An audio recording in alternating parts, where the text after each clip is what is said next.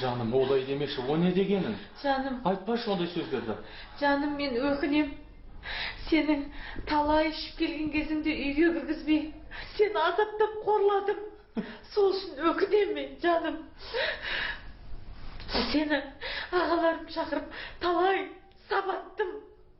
Милиция шақырып қаматтым. Осындай азаптап қорлағаным үшін сенен кешірім сұраймын, жаным. Қойшы, өтті кетті, қойшы, болды. Сені осылай азаптап қорлағаным үшін, жаным, мен өкінемін. Кешірші мені. Кешірдім, жаным, кешірдім.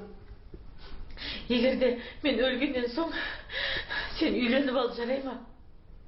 Қойшы. Сен әбден бақытты болуға лайық адамсың. Сен бақытты болуға тиіссің.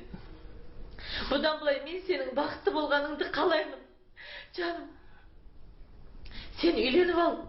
Бақытты бол, жаным. Жарай ма? Қойшы, жаным. Екі бақытты бірден көтер алам ба?